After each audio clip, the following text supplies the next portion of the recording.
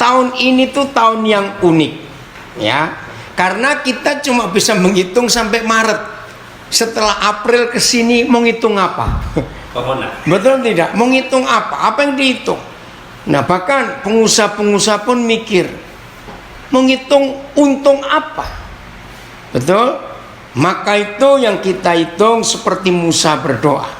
Mari kita buka Mazmur 90 ayat 12. Mazmur 90 ayat 12. Saudara, dari 150 pasal kitab Mazmur, ternyata hanya pasal 90 yang Mazmurnya Musa. Unik bukan? Padahal Musa itu kan nulis kitab luar biasa, Kejadian sampai Ulangan. Nah, pertama kali saya belajar Mazmur 90, itu mikir begini, iya, kenapa Papa di surga hanya milih satu saja yang tulisan Musa, dan itu adalah doa Musa. Mazmur 90 belum ya, aneh bukan? Nah, setelah kita pelajari, coba lihat ayat 1. Lihat ayat 1 ya. Doa Musa, abdi Tuhan. Yahweh, Engkaulah tempat perteduhan kami turun-temurun. Sebelum gunung-gunung dilahirkan dan bumi dan dunia diperanakkan, bahkan dari selama-lamanya sampai selama-lamanya, Engkaulah Tuhan. Engkau mengembalikan manusia kepada debu dan berkata, kembalilah hai anak-anak manusia. Nah, ini hitungannya. Sebab di matamu 1000 tahun sama seperti hari kemarin apabila berlalu, atau seperti suatu giliran jaga di waktu malam. Nah, saudara, ini alasannya mengapa Tuhan memasukkan doa Musa sebagai mazmur. Ternyata begini, kalau kita baca ayat 1 sampai 4 tadi, kita melihat Musa sebetulnya bisa melayani Tuhan waktu umur 40. Betul ya? Tapi hari itu dia buat satu kesalahan.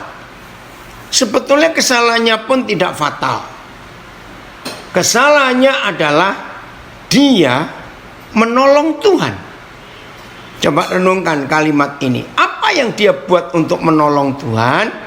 Selama ini kan orang-orang Israel, bangsanya sendiri, itu nggak percaya kalau Musa ini adalah orang Ibrani. Karena Musa besar, dari umur 3 bulan masih bayi sampai umur 40 itu, mereka tahu Musa ini cucunya Firaun, yang tidak lain adalah penindas dan penjajah orang Ibrani. Betul tidak? Nah, bagaimana cara Musa mengembalikan, memberitahukan, dan mempercayakan kepada bangsanya sendiri, aku ini bukan orang Mesir, aku ini orang Ibrani. Ayo, kalau kita mikir di sini, wajar tidak Musa coba menolong Tuhan untuk meyakinkan orang Israel bahwa aku ini bukan orang Mesir? Ya, wajar-wajar saja buat kita sebagai manusia, tapi tidak buat Tuhan. Maka itu saudara, izinkan saya mengatakan kalimat ini. Wajar juga kalau semua kita, ya dengar, wajar kalau semua kita selama 9 bulan tahun ini, April sampai Desember, semua kehidupan jungkir balik, semua kehidupan berubah total. Dunia pendidikan, persekolahan berubah, bisnis berubah, semuanya berubah. Wajar kalau kita mulai nyusun planning, nyusun rencana buat 2021 untuk menebus kegagalan, kehancuran, keterpurukan kita sebagai manusia selama 9 bulan ini. Betul?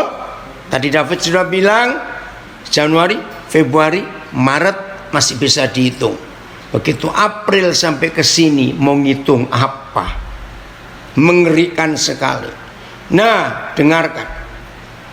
Dengan dipilihnya tema Mazmur 90 ayat 12 ini, jangan kegagalan Musa kita ulangi lagi dengan cara kita menolong Tuhan.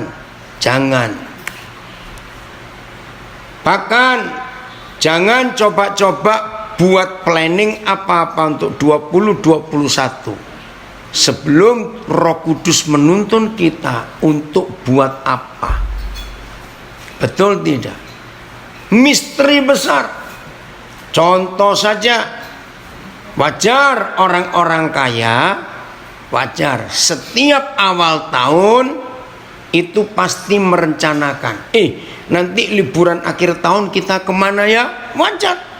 Biasanya jauh-jauh hari sebelum tiba akhir tahun, para orang kaya sudah buat planning, sudah pesen tiket pesawat dulu, sudah pesen hotel dulu, bahkan yang cruise naik kapal pesiar sudah siap-siap. Saudara, lihat tahun ini begitu kacau. Nah, untuk 2021 mau merencanakan apa? Mau kemana? Mau bagaimana? Semuanya tidak pasti dan menakutkan. Betul? Maka itu jangan coba-coba menolong Tuhan. Akhirnya di usia ke-40 ada sebuah kesempatan yang terbuka buat Musa.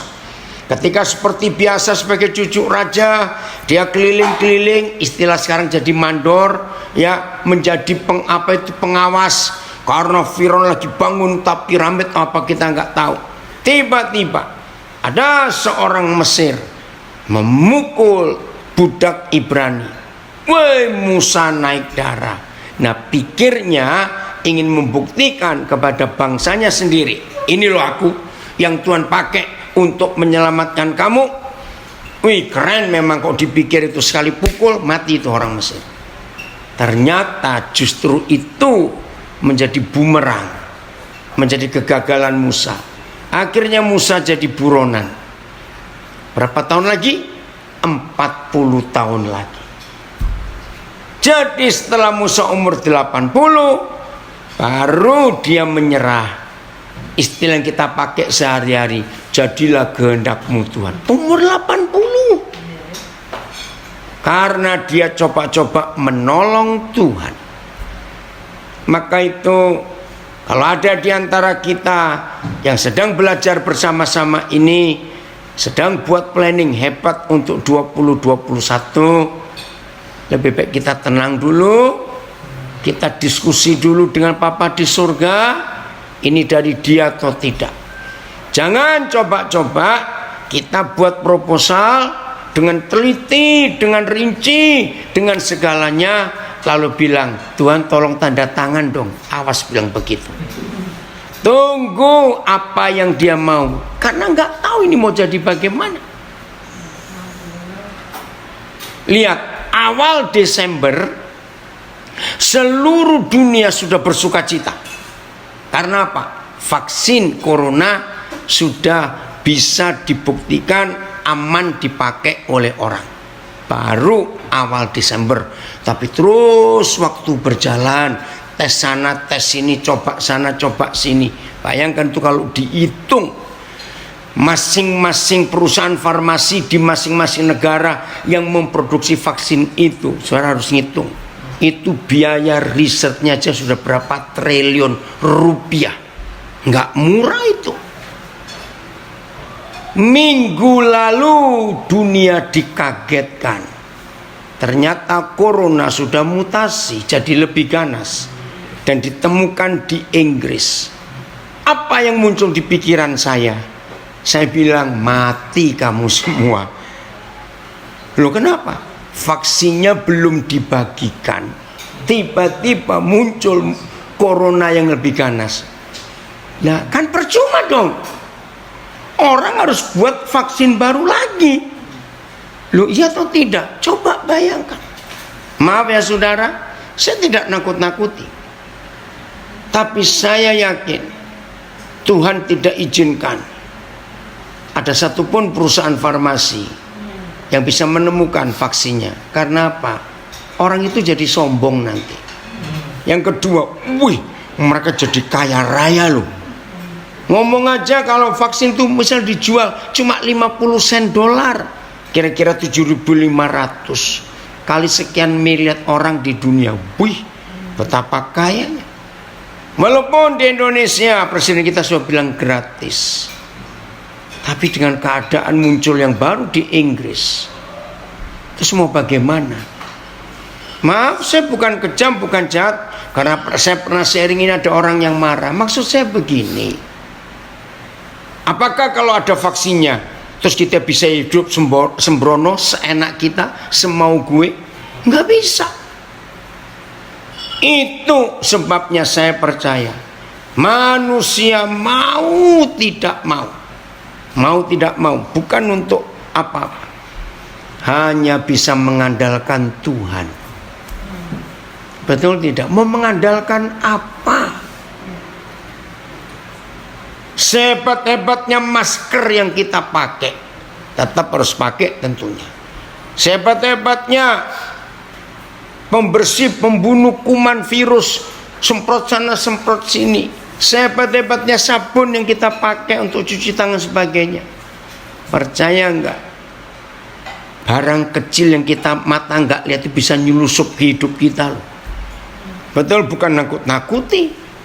Maka itu cuma satu yang bisa membuat hidup kita tahan dan sehat dan menang, takut akan Tuhan. Dah enggak ada yang lain.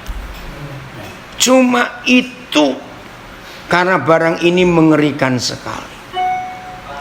Nah, setelah Musa umur 80 dipakai, lalu 40 tahun ketiga, karena kalau nggak salah 100 sekian umur Musa, maka dia berdoa.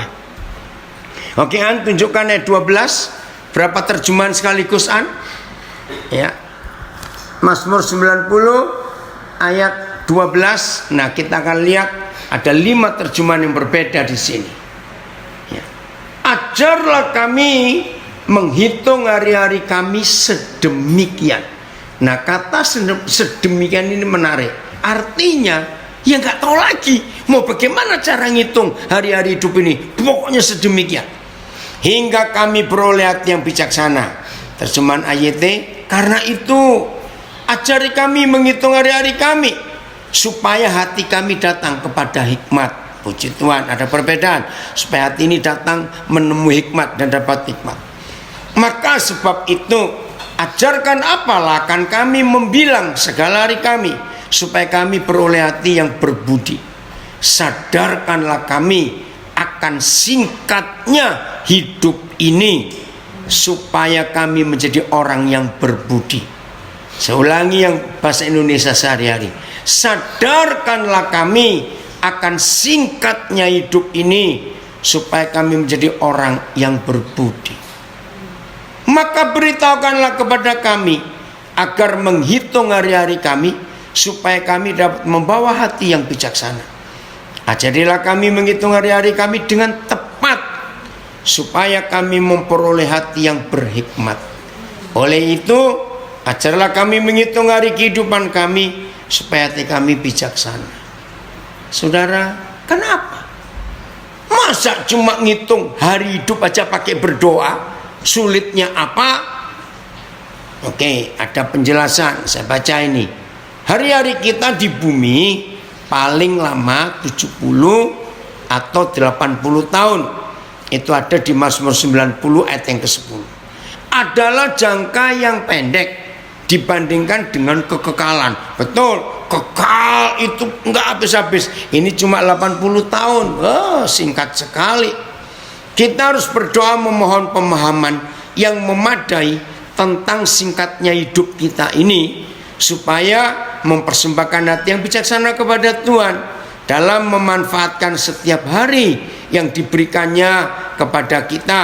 Bandingkan Mazmur 39 ayat 5. Hidup ini harus menjadi persiapan untuk hidup di akhirat, dan kita harus memutuskan apa ini penting. Kita harus memutuskan apa yang ingin dicapai Tuhan bagi dirinya, Ya, nggak kelihatan bawahnya. Bisa naik. Keluarga kita dan orang lain melalui kesetiaan pelayanan kita. Saya ingin ulangi. Dan kita harus memutuskan apa yang ingin dicapai Tuhan, dicapai Bapa di surga bagi dirinya, lewat kita maksudnya, keluarga kita dan orang lain melalui kesetiaan pelayanan kita. Ketika waktu kita di dunia ini sudah habis dan kita sampai di surga, bagaimana kita hidup atau tidak hidup dalam pengabdian kepada Tuhan akan dinilai. Mengingat hal itu, kita harus berdoa memohon hati yang bijaksana, ketakutan yang benar akan Tuhan, Mazmur 90 ayat 11, dan perkenanan Tuhan atas hidup dan pekerjaan bagi dia, ayat 90 13 sampai 17. Nanti kita lihat itu. Nah, saudara, aneh. Gini cara berpikir. Ayo semuanya ikut jawabnya. Termasuk yang di rumah sini juga ikut jawab. Mana lebih enak? Ajari kami Tuhan bisa menghitung duit kami. Betul? Nah, lebih enak ngitung duit toh. Tapi kenapa yang didoakan ajari kami bisa menghitung hari-hari hidup kami sedemikian? Saudara, perhatikan. Selama 9 bulan ini, ya, tolong. Selama 9 bulan ini, uang ada nilainya enggak sejak ada corona ini? Enggak ada. Renungkan itu. Orang-orang kaya pun yang kena corona mampu beli oksigen, tapi penyakit itu membuat orang itu nggak mampu. Mengerikan, saudara, mengerikan. Apa gunanya uang kalau melihat fakta seperti ini? Maka itu ketika orang terkaya di Spanyol harus menyerah kepada corona, dia meninggal. Selesai acara pemakaman, anak perempuannya nulis, dan tulisan itu menggemparkan dunia. Salah satu yang ditulis begini, saya masih ingat. Apa yang gak bisa dibeli oleh papaku, karena memang kaya sekali, tapi ketika dia hanya membutuhkan yang gratis saja, dia gak bisa. Wih, waktu saya baca itu, saya ikut merasa sakit hati ini. Udaranya kan gratis. Merenungkan kalimat anak itu. Apa yang gak bisa dibeli oleh papaku, tapi hanya untuk dapat yang gratis saja dia gak bisa. Maka itu selama 9 bulan ini orang belajar menghargai hidup, saudara. Kedua, kepandaian intelektual selama corona nggak bisa diandalkan. Kurang orang pandai, orang jenius, orang hebat seperti apa dunia ini? Semua orang-orang pandai, jenius, super jenius harus nyerah kepada corona ini. Mengerikan. Yang ketiga, posisi, kedudukan, otoritas, maksudnya presiden, raja, perdana menteri, jenderal, apa saja bisa bertahan karena posisinya, kedudukannya, pangkatnya. Nggak bisa. Padahal selama ini 3 hal ini dikejar-kejar oleh manusia di dunia. Dalam kondisi seperti ini, maka itu waktu yang ada sekarang, gunakan sebaik-baiknya untuk kita belajar menghitung hari-hari hidup ini. Maaf bagi yang sudah pernah kena dan yang sekarang sedang positif, entah di rumah atau di rumah sakit. maafkan saya, jangan tersinggung kalau saya katakan kalimat ini. Semua orang yang dinyatakan positif, maaf ya, maaf. Coba kita yang nggak pernah dikatakan positif, kita bisa ikut merasakan. Maaf, karena sejak akhir Maret itu, saudara, saya nggak tahu, menguatkan, mendoakan berapa banyak orang yang kena itu supaya mereka tetap kuat. Nah, begini maksud saya, maaf ya, saudara-saudara kita yang sudah dinyatakan positif, maaf, takutnya untuk hidup dan takutnya untuk mati, lebih banyak yang mana? Maaf, saya berkata maaf. Ngerti nggak pertanyaan saya? Wih, ngeri saudara, barang ini ngeri sekali. Saya ulangi, takutnya untuk hidup, ya wajar loh, orang hidup itu takut karena mesti urusan pajak, mesti bayar kredit, mesti macam-macam sudah dalam hidup, betul? Dan takutnya untuk mati. Ternyata semua kita lebih cenderung takut mati. Maaf, tahu nggak arti kalimat ini? Ya ini tema yang kita bahas. Maaf lagi sekali, orang yang sadar bahwa kematian itu lebih dekat ke dia saat-saat dia kena dengan orang yang masih merasa sehat. Dengar ya, mana yang lebih pinter ngitung sisa hidupnya, harinya? Maaf, ngerti nggak maksud saya berkata ini, saudara? Jadi Mazmur Musa ini penting sekali. Ajari kami menghitung hari-hari hidup kami yang masih ada ini loh. Bagaimana? Apalagi kita yang merasa lebih dekat kepada kematian. Hitung baik-baik. Dan biasanya kalau manusia sudah dipojokkan dengan ngitung hari-hari yang sisa ini, biasanya ya itulah manusia-manusia bandel seperti kita ini. Pasti pikiran kita, Tuhan aku bertobat, Tuhan aku bertobat, Tuhan. Betul tidak? Maaf saya berkata, karena ngeri saudara. Oh Tuhan tolong kami. Nah kalau begitu, ajarilah kami menghitung hari-hari hidup kami secara sedemikian. Artinya begini, yang sudah kita lewati di belakang, sampai hari ini umur kita berapa, tahun ini sebentar lagi lewat, 6 hari lagi kita akan meninggalkan 2020. Nah kita hitung yang sudah lewat, lalu juga kita ngitung masih sisa berapa umur ini. Nah bagaimana caranya ngitung? Gampang, tolong yang ngikuti via Zoom, Instagram, Facebook, termasuk yang di rumah sini ngikuti, coba apalagi yang pernah masuk rumah sakit, ya ini coba hitung-hitungan kasar saja.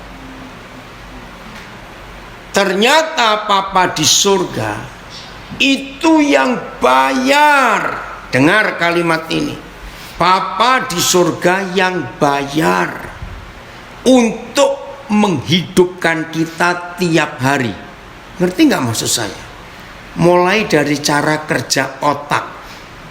Ini otak ini luar biasa loh saudara. Wih, kerjanya itu hebat. Belum ada alat komputer yang sehebat apapun manusia pernah buat bisa menggantikan 100% fungsi otak. Betul nggak? Susunan sarafnya, waduh ini luar biasa. Nah itu ada harganya. Anggap aja ini ada baterai di sini. Betul tidak? Nggak pernah stop, nggak pernah istirahat 1 detik aja. Bayangkan kalau otak minta izin sedetik istirahat, kita mau jadi apa? Betul? Koma katanya. Terus dari mata kita, air mata kita, ini kalau Tuhan lupa ciptakan air mata, tahu nggak kita jadi buta. Saya pernah baca satu buku, namanya judulnya Amazing Human Body, betapa hebatnya tubuh manusia. Nah, salah satu, tolong catat ya, kalau kita mati umur 70, dari hari pertama kita lahir sampai umur 70, maaf ini, ternyata air liur kita itu volumenya sebanyak air kolam renang ukuran internasional. Bu, waktu saya baca itu, wah, terus saya pegang mulut saya. Sudah bisa bayangkan air liur kita sekolam renang ukuran internasional. Hebat papa kita. Terus metabolisme tubuh kita, waduh. Maka itu yang gak pernah tolong ajari anak-anak kita sejak kecil untuk belajar menghargai gigi. Pernah sadar gak nilai gigi ini? Aduh, gak ternilai. Hebat papa kita. Kekuatan gigit kita itu, saudara baca tentang kekuatan gigi, begitu itu 60 kilo tekanannya, saudara. Pantas kalau kegigit langsung berdarah.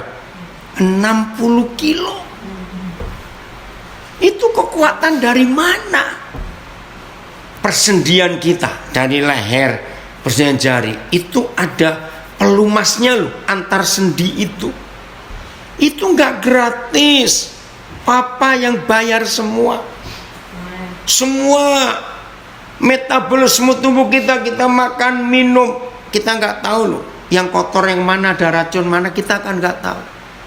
Di lidah kita yang cuma sepotong itu, masing-masing bagian lidah kita tuh mengeluarkan enzim yang berbeda, saudara. Aneh bukan? Lagi sekali enzimnya beda. Enzim ujung lidah dengan enzim lidah sebelah kiri, enzim lidah sebelah kanan, enzim belakang lidah, itu air liurnya beda semua. Kagum gak? Dan masing-masing enzim ini punya tugas yang berbeda-beda. Maka waktu kita ngunyah, waktu kita mau nelan, mau minum, langsung enzim itu tahu dia kerja untuk yang mana. Itu mengharukan sekali kalau kita belajar itu. Terus kita telan. Bayangkan, nggak ada lalu lintas di tenggorokan ini. Tapi Tuhan luar biasa. Buku yang saya baca itu berkata begini, manusia itu satu-satunya ciptaan Tuhan yang tidak bisa berminum, nggak bisa minum sambil bernapas. Betul juga. Bayangkan kalau Tuhan nggak ngatur itu, ayo merenung. Kalau Tuhan nggak ngatur bahwa waktu kita menelan air itu kita stop bernapas. Kenapa? Supaya air nggak masuk ke paru-paru. Oh, baru ngerti. Jadi begitu kita minum, otomatis nafas kita berhenti. Kagum. Jangan remehkan itu. Termasuk metabolisme kentut. Jangan tersinggung saya ngomong ini. Saudara tahu nggak, orang nggak bisa kentut itu harus ke dokter. Berarti ada masalah. Maka itu jangan suka ngeributin orang kentut. Ya harus tahu aturan juga. Harus diam kamu. Lu betul nggak? Kentut itu mahal. Buat kentut itu mahal, saudara. Aduh, jangan dianggap itu barang. Wih. Dulu sebelum anak saya yang pertama lulus dokter Heski Lintang yang ada di Manado, saya itu malu mau bertanya. Karena kok rasanya pertanyaannya konyol betul. Kan saya sering kunjungan ke rumah sakit. Lama-lama mikir. Ya, jadi ini khusus yang baru operasi besar ya.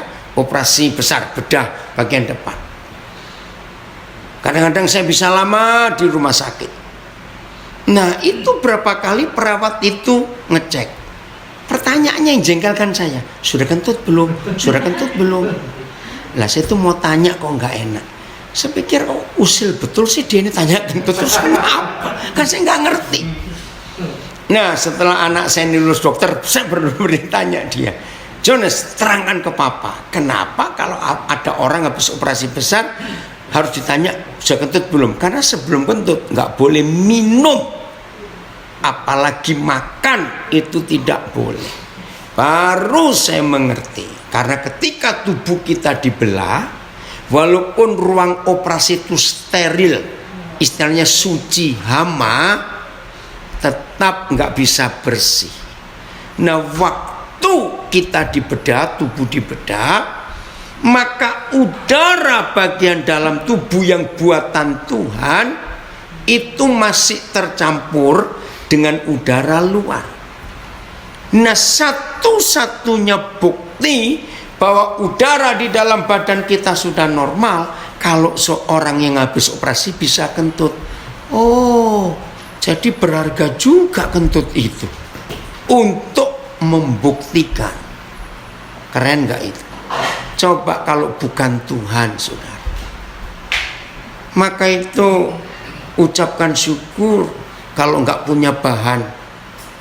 Dan waktu suara kentut katakan terima kasih Tuhan, aku masih normal. Loh, betul tidak? Itu luar biasa, saudara. Tapi harus tahu diri ya, jangan ada orang. Maaf. Nah, jadi ketika makanan minuman masuk lewat tenggorokan kita sampai ke lambung, di lambung pun dicerna lagi, dipisah-pisah lagi. Aduh, saudara, luar biasa. Darah mulai berfungsi mengambil makanan yang bersih dan mengambil kotoran-kotoran yang buangan sampah. Begini, waktu saya baca buku Chemistry of the Blood, kimiawi darah, wah itu luar biasa. Ditulis begini. Nah, di Indonesia nggak ada ya. Ini negara maju, negara barat, ya. Jadi gini, di negara-negara barat itu tiap pagi, biasanya jam 3 ada truk-truk besar.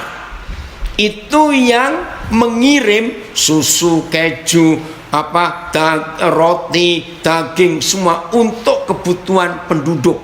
Itu pagi itu harus jalan mendistribusikan kemana-mana. Itu harus. Ya, di Indonesia nggak ada itu ya. Nah, juga jam-jam tertentu, hari-hari tertentu, truk-truk sampah berkeliaran ngambil sampah-sampah rumah tangga.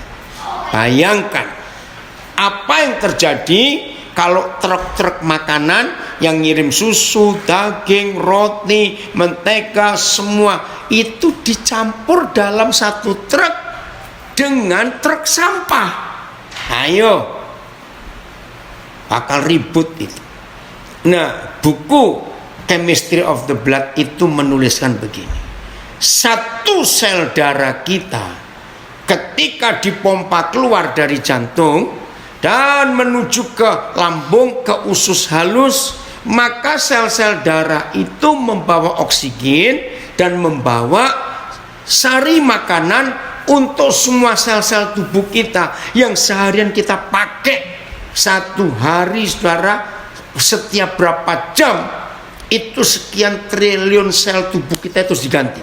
Setiap sekian jam, sekian triliun sel tubuh kita harus diganti. Itu enggak gratis, bayangkan. Nah, ketika sel darah merah itu mengambil sari makanan dan membawa oksigen yang didistribusikan ke seluruh tubuh, sambil sel darah merah berjalan mengelilingi tubuh kita, dia ngambil sampah-sampah di dalam sel darah yang sama. Ini ilustrasi yang luar biasa. Maka itu jahat kalau ada orang tidak menghargai kesehatan dan hidupnya. Renungkan itu. Wih, luar biasa, saudara. Ngerti nggak itu? Nah, orangnya tinggi atau pendek nggak urusan, tapi sekali putar, ya, satu kali putaran darah kita yang keluar dari jantung langsung kembali ke jantung lagi. Itu 21 detik. Satu kali putaran. Berarti cepat sekali jalannya darah itu. Sekarang bersyukur enggak jantung kita masih sehat? Tidak ada mesin yang pernah dibuat oleh pabrik mesin sehebat apa, sehebat jantung kita, nggak pernah ganti oli. Lo betul nggak? Ini mesin yang hebat sekali. Aduh, kalau sudah bicara tentang tubuh kita itu nggak habis-habis kita ucapkan syukur. Maaf, pagi-pagi, maaf ya. Setelah kentut, hargai kalau kita masih bisa BAB. Betul tidak, saudara? Aneh bukan? Yang beritahu siapa? Waktunya dikeluarkan. Ayo, ngerti nggak pernyataan saya ini? Bayangkan kalau Tuhan lupa memberitahu. Ngerti maksud ini, saudara? Jangan dianggap gratis. Makanan minuman yang kita makan, sampahnya diolah jadi kotoran, airnya limbah diolah jadi kencing. Wih, itu semuanya ada duitnya. Oke, pertanyaannya, tolong jawab ya, via Zoom atau mana saja, IG, Facebook. Tolong yang di rumah ini juga. Jadi kira-kira dengan penilaian yang acak tadi ini, kira-kira Papa di surga mengeluarkan berapa juta untuk metabolisme tubuh kita 24 jam ini? Ayo cepat, kira-kira berapa? Kok jangan 1 T terlalu tinggi, ngitungnya susah. Di samping itu kita nggak pernah lihat duit segitu itu seberapa. Kira-kira aja, ayo. Tolong, ini saya mau lihat Facebook ada berapa ini ya. Ayo IG, kira-kira berapa yang Papa keluarkan untuk menghidupkan kita 24 jam ini loh, saudara. Oksigen aja berapa ya? Iya, oksigen aja berapa, betul. Ayo, nyebut angka aja, nyebut angka. 100 juta, 500 juta. 5M. Kebanyakan. Oke ya. Saya ambil aja 200 juta. 1 juta, 500 juta, 5M, ambil 200 juta sehari. Sebetulnya juga terlalu murah kalau cuma 200 juta satu hari. Oke. Sekarang keluarkan semua kalkulator yang di rumah juga. Ayo. Nah, kalikan umur kita berapa sekarang? 200 juta. Iya, sehari. Ngomong aja yang umur 40 ya, tengah-tengah atau 50, yang umur 50 tahun.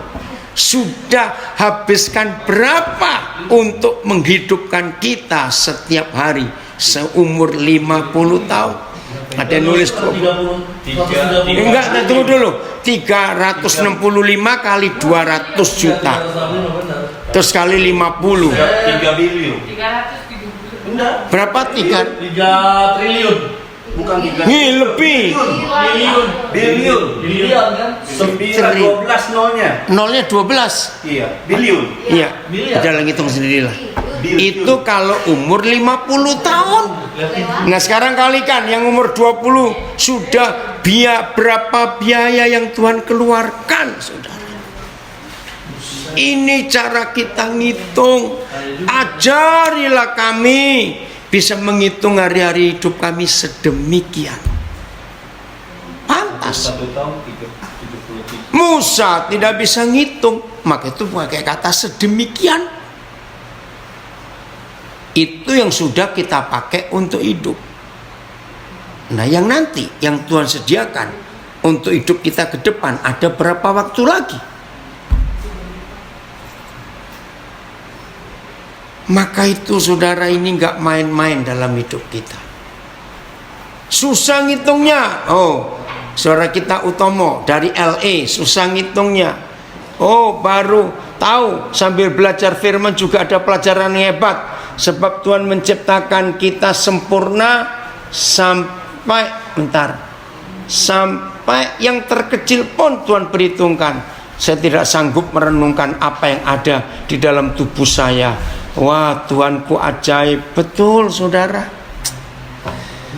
Bayangkan, untuk corona saja, 1 pasien corona di Indonesia sehari pemerintah keluar sekian puluh juta loh, saudara. Bayangkan berapa? 30 hari kurang lebih 500. Nah, 30 hari pemerintah mengeluarkan 500 juta. Nih, Tuhan kita Itu baru yang corona, belum yang lain-lain. Untuk satu orang itu, Pak. Iya, untuk satu orang, betul. Itu yang parah. Maka itu terlalu enggak kalau kita enggak bersyukur kepada Tuhan atas hidup ini. Maka itu ketika enggak ada duit pun, ingat itu, maaf jangan tersinggung. Waktu saudara enggak ada duit tapi masih bisa kentut, ucapkan syukur. Amin. Haleluya. Itu anugerah yang luar biasa. Karena kalau suruh bayar berapa, mau pakai BPJS juga. Ngerti ya sekarang saudara? Ini loh. Nah, maaf, caranya ngitung ada dua arah. Satu, selama kita masih hidup, ke belakang dan ke depan. Yang kedua, setelah kita mati, nanti kita akan lihat ayatnya. Nah, pertanyaannya begini. Hitung ya, tadi kalau sehari 200 juta itu masih murah loh, 200 juta itu untuk menghidupkan ini lebih dari itu. Sekarang itu umur kita berapa sampai hari ini? Sudah ketemu angkanya? Pertanyaannya begini, apa yang kita hasilkan dengan uang segitu banyak? Maaf, kalau cuma menghasilkan makan, tidur, kencing, berak saja, awas kamu. Betul tidak saudara? Rugi Tuhan memelihara kita. Betul? Lebih enak pelihara sapi atau pelihara babi, bisa dijual. Kulitnya, tainya juga laku. Maaf, kenapa? Nah, terus kalau maaf ini ada yang ribut di sini. Maka itu saudara, dalam hidup ini kita harus tahu. Jelas ya, betapa hebatnya Tuhan kita. Ajarilah kami menghitung hari-hari hidup kami sedemikian, supaya kami bisa punya hati yang benar. Ada kalimat yang beda. Sadarkanlah kami akan singkatnya hidup kami, hidup ini, supaya kami menjadi orang yang berbudi. Berarti banyak orang gak sadar kalau hidup ini singkat. Betul? Tapi hari ini kita berdoa supaya Papa menyanggupkan kita bisa menghitung hari-hari hidup kita sedemikian. Filipi 1 ayat 22. Filipi 1 ayat 22. Nah, selama Ahok jadi gubernur DKI, ayat ini paling terkenal. Sekarang kita mau belajar ini. Filipi 1 ayat 21. Maaf ya. Karena bagiku hidup adalah Kristus dan mati adalah keuntungan. Karena bagiku hidup adalah Kristus sama, karena kepadaku hidup itu Kristus dan mati itu untung. Karena bagi saya tujuan hidup saya hanyalah Kristus dan mati berarti untung. Sebab bagiku hidup itu Kristus dan mati keuntungan. Sama, karena bagiku hidup adalah kesempatan untuk mengabdi kepada Al-Masih dan mati adalah keuntungan. Oke, sama. Oh, ini keterangannya. Orang percaya yang sejati, yang hidup di tengah-tengah kehendak Tuhan, tidak perlu takut terhadap kematian. Mereka mengetahui bahwa Tuhan mempunyai maksud untuk kehidupan mereka, dan bahwa kematian bila itu datang hanya merupakan akhir tugas mereka di dunia dan awal kehidupan yang lebih indah bersama Kristus. Puji Tuhan. Gara-gara corona ini, ya, saya nggak dengar selama Desember ini penyerahan hadiah Nobel. Nah, saudara, di dunia ini ada orang yang namanya Alfred Nobel, orang dari Skandinavia. Nah, orang ini sudah meninggal lebih 100 tahun yang lalu. Tapi sebelum dia meninggal, dia buat warisan bahwa seluruh kekayaannya tidak dimiliki oleh keturunannya atau keluarganya, tapi mau diabdikan, dibagikan kepada kepentingan dunia. Maka itu sejak tahun 1901 atau 4 saya lupa, hadiah Nobel diberikan kepada orang-orang tertentu di dalam pencapaiannya dalam beberapa bidang. Saya nggak hafal bidangnya, yang jelas kesehatan, perdamaian, ya, literatur, dan ada beberapa yang lain. Dan itu hadiahnya, wih, miliar satu orang kalau dapat itu. Nah, itulah arti bahwa setelah seseorang itu meninggal, Tuhan dapat untung apa? Ngerti maksudnya? Nah, maka itu ini cara kita ngitung. Saya nggak bisa kelihatan, oke. Ini cara kita ngitung. Suatu hari nanti, semua kita harus sampai pada satu titik, betul? Kekayaan tidak bisa memperpanjang umur kita, tidak bisa. Itu semua hanya anugerah Tuhan. Nah, sampai hari itu tiba, kira-kira Tuhan untung apa dan Tuhan untung berapa setelah kita meninggal? Ngerti ya pertanyaan ini? Mungkin saudara masih belum bisa mencerna baik-baik. Mungkin saya berikan kalimat ini. Kira-kira, ya kira-kira, kalau hari itu tiba buat masing-masing kita, orang akan menulis apa di batu nisan kita? Termasuk yang masih muda-muda ya. Jangan pikir loh, orang meninggal itu harus sudah tua. Betul? Setuju saya ngomong ini? Enggak bisa. Nah, maka itu saudara, kira-kira kalau hari itu tiba buat kita masing-masing, orang akan nulis apa di batu nisan kita? Nah, apa yang kita pikirkan, tulisan apa yang orang akan letakkan di batu nisan kita, itulah ayat ini. Kalau hidup, yaitu untuk Kristus. Kalau kita mati, Tuhan yang untung.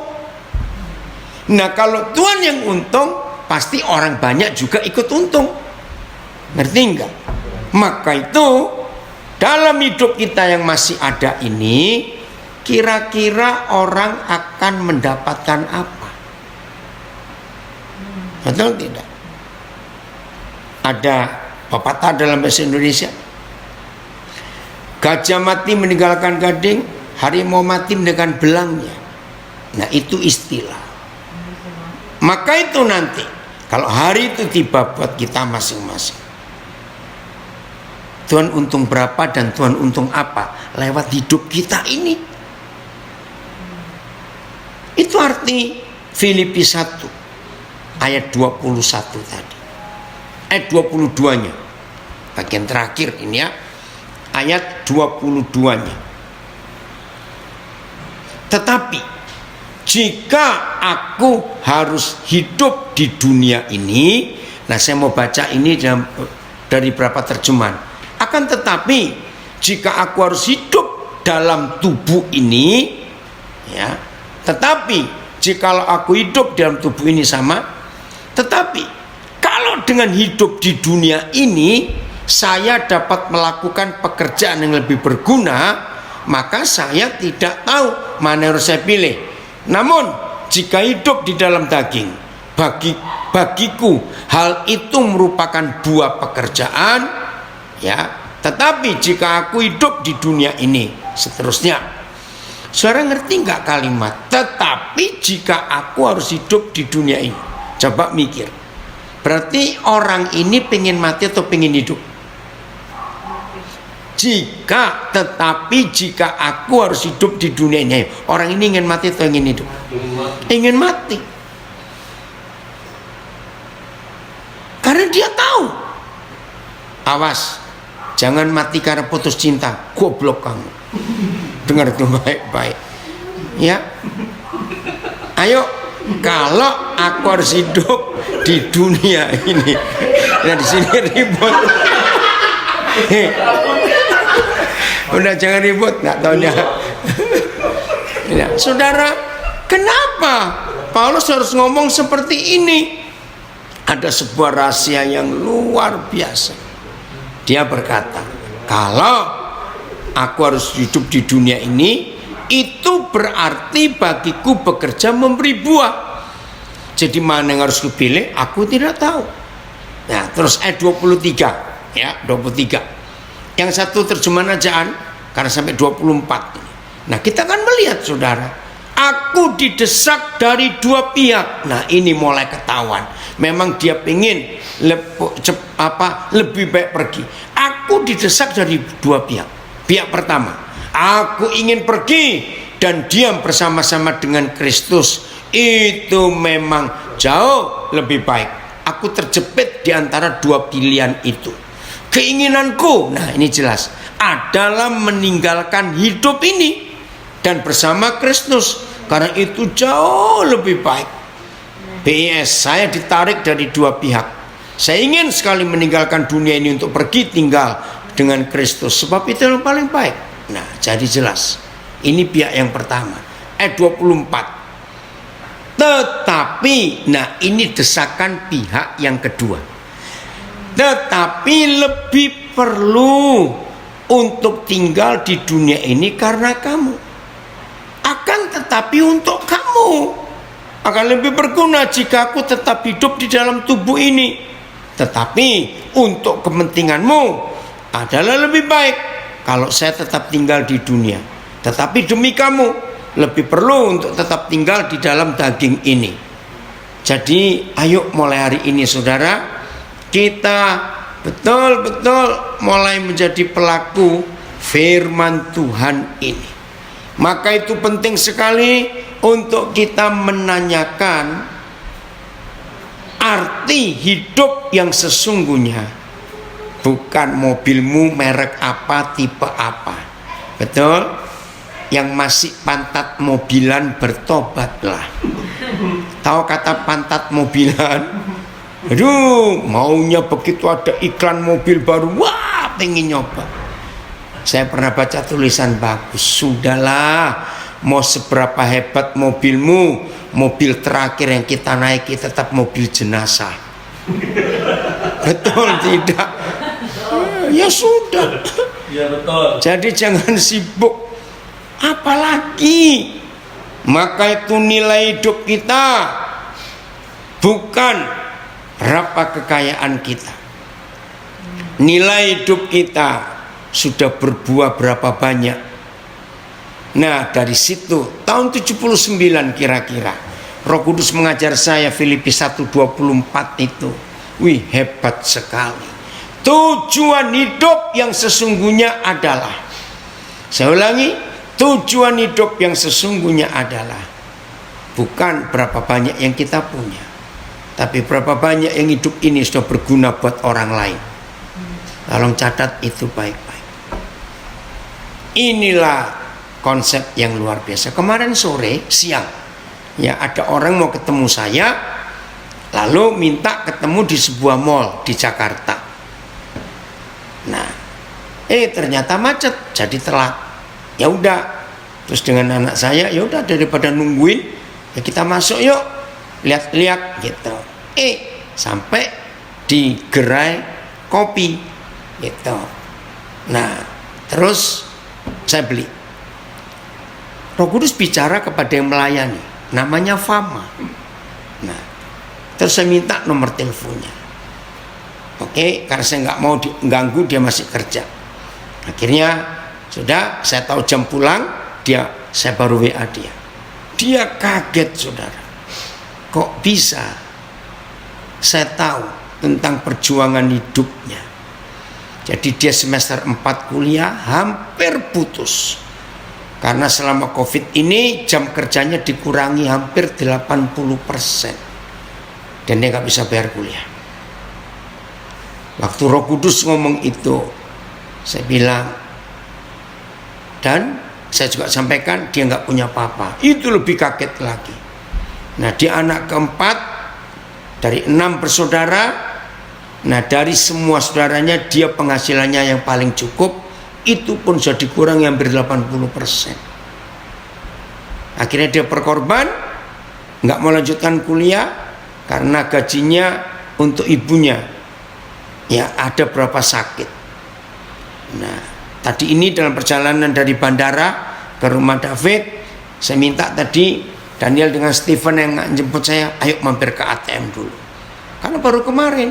Dan tadi ini dia kirimkan bukti untuk pembayaran kuliahnya. Jadi saya tadi mampir ke ATM, pakai virtual account, langsung ke kampusnya. Wih, dia kaget saudara. Karena dia berkata nggak ada harapan. Mau minta siapa? Semua orang lagi kesusahan seperti ini. Jelas ya saudara? Maka itu saudara dan saya adalah pohon buah. Katakan amin.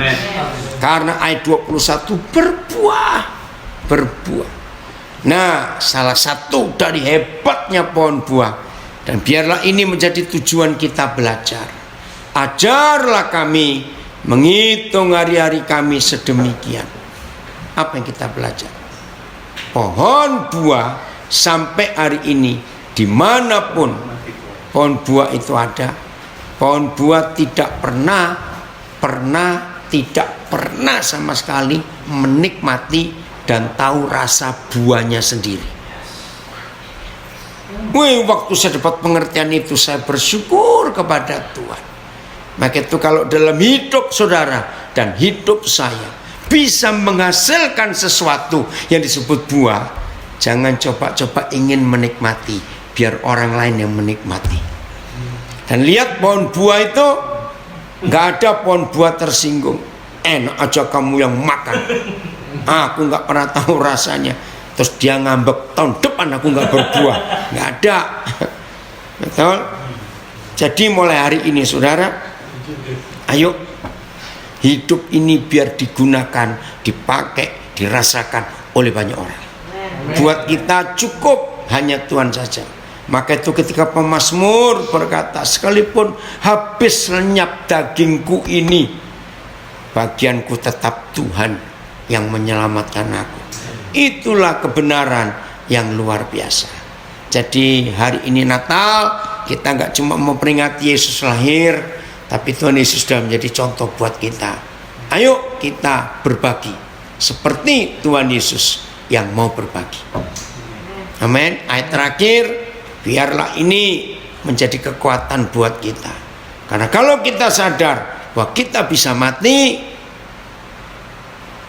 artinya ya jaga baik-baik hidup ini dan gunakan buat yang lain. Lukas 14 ayat 33. Lukas 14 ayat 33. Inilah firman Tuhan yang menjadi dorongan buat kita meninggalkan tahun 2020, tahun yang aneh ini, untuk masuk tahun depan dengan penuh pengharapan dan hidup ini bisa berguna. Ingat, hidup ini Kristus, mati itu untung. Yang untung bukan kita, Tuhan. Ya. Lukas 14 ayat 33. Demikian pula lah tiap-tiap orang di antara kamu yang tidak melepaskan dirinya dari segala miliknya tidak dapat menjadi muridku. Begitu juga dengan kamu masing-masing. Tidak ada seorang pun di antara kamu yang dapat menjadi muridku jika ia tidak menyerahkan seluruh kepunyaannya. Awas yang pelit pura-pura tuli mendengar ini. Awas kamu.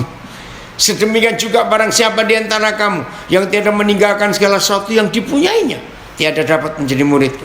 Akhirnya Yesus berkata, begitu juga dengan kalian. Tidak seorang pun dari kalian dapat menjadi pengikutku kalau ia tidak mengorbankan segala-galanya.